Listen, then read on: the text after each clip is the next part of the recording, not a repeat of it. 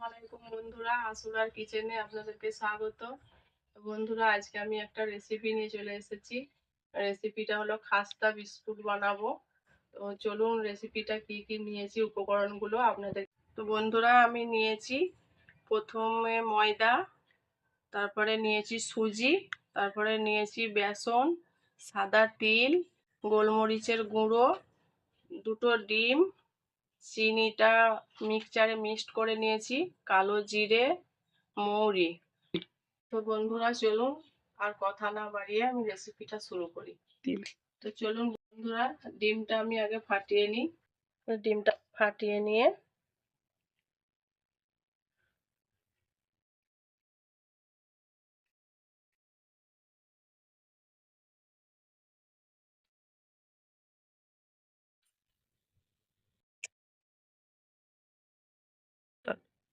এবার দেবো গোলমরিচের গুঁড়ো,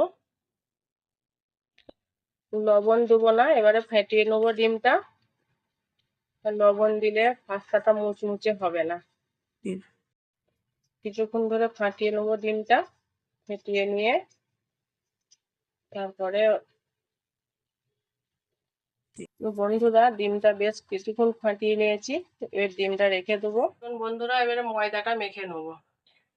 চলুন বন্ধুরা, আমি এটা দেবো বেসন, অল্প পরিমাণে বেসন দেবো যাতে খাস্তাটা মুচমুচে হয়। তারপরে দেবো সুজি, এবার দেবো কালো জিরে। এই যে বন্ধুরা, কালো জিরেটা খুব বেশি দেওয়ার প্রয়োজন নাই, অল্প পরিমাণ দিলেই হবে। এবার দেবো মৌরি, মৌরিটাও অল্প দিলেই হবে, বেশি দেওয়ার প্রয়োজন নাই। এবার দুটো গোটা কতক সাদা তিল দেবো অল্প করে। এবার দেবো সাদা তেল, দিয়ে এটা ভালো করে মেখে নেবো ময়দাটা। ময়দাটা এইভাবে মেখে নেবো বন্ধুরা। যদি ময়দাটা ভালো করে মেখে মুঠো করে হয়ে যাবে, তখন এটা ছাড়তে হবে।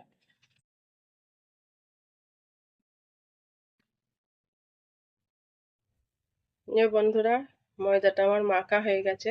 যখন দেখবেন এরকম মুঠো করলে দলা পেকে যাচ্ছে, এই যে এটা হয়ে গেছে, ময়দাটা রেডি হয়ে গেছে। এবারে দেবো গুঁড়ো না চিনি, এবারে দেবো গুঁড়ো না চিনি। বন্ধুরা, এবার চিনিটা মাখিয়ে নেবো, ভালো করে মিক্সড করে নেবো ময়দাটার সাথে। তো বন্ধুরা, এবারে ডিমটা দিয়ে দেবো।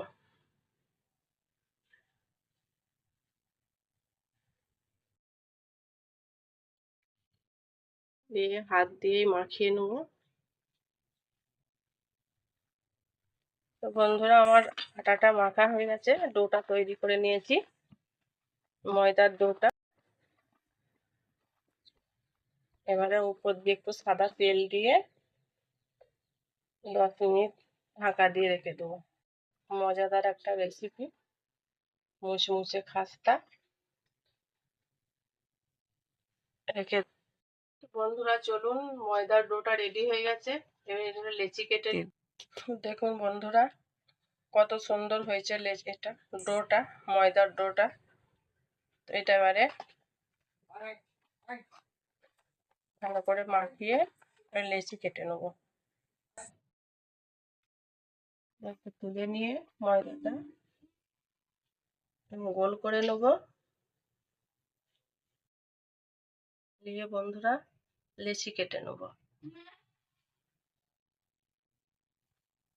কেটে নিয়েছি, এবারে বেলতে শুরু করব।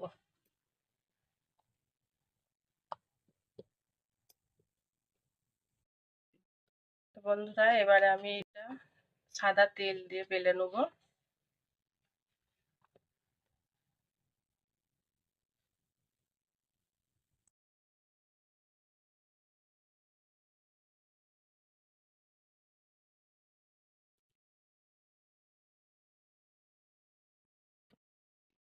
বন্ধুরা, বেশি মোটা করে বেলার দরকার নেই, এরকম মিডিয়াম সাইজেরই থাকবে। এবারে আমি একটা ঢাকনা নিয়েছি, গোল গোল করে কেটে নেব।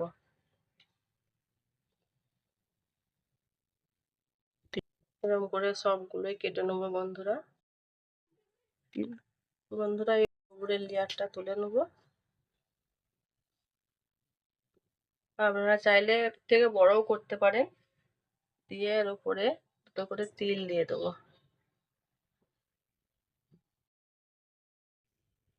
বন্ধুরা এটা এবার তুলে নেবো আমি।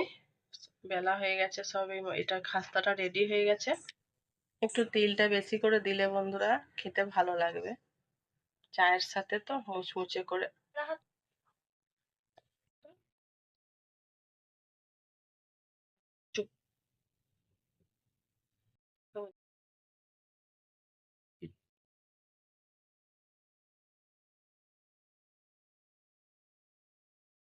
বন্ধুরা সব কটাই আমার বিস্কুট বানানো হয়ে গেছে, খাস্তা বিস্কুট। তুলে নেবো সব কটা। তুলে নিয়ে রান্নাটা শুরু করব।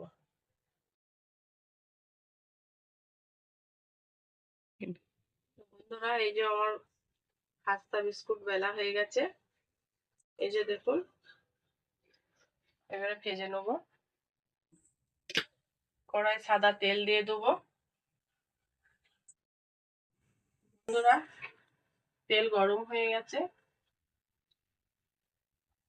হালকা আঁচে ভাজতে হবে, খুব জোরে জোরে জাল দিয়ে।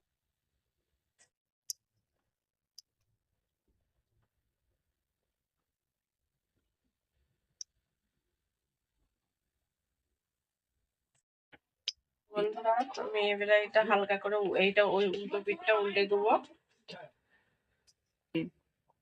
এই যে দেখুন বন্ধুরা, এই যে লাল লাল করে ভেজে নিয়েছি। এবার এটা তুলে নেব। এটা হয়ে গেছে বন্ধুরা, এটা এবার তুলে নেব।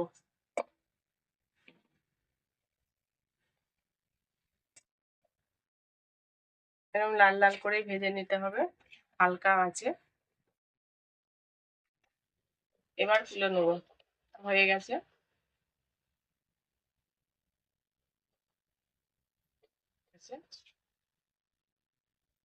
দেখুন বন্ধুরা রংটা কত সুন্দর এসেছে। ঠিক এইরকম রংটা থাকবে, হালকা আঁচে ভাজবেন, এরকম রংটা থাকবে। এই যে দেখুন বন্ধুরা তিলের খাস্তা, এই যে তিলগুলো দেখা যাচ্ছে কেমন, এই যে।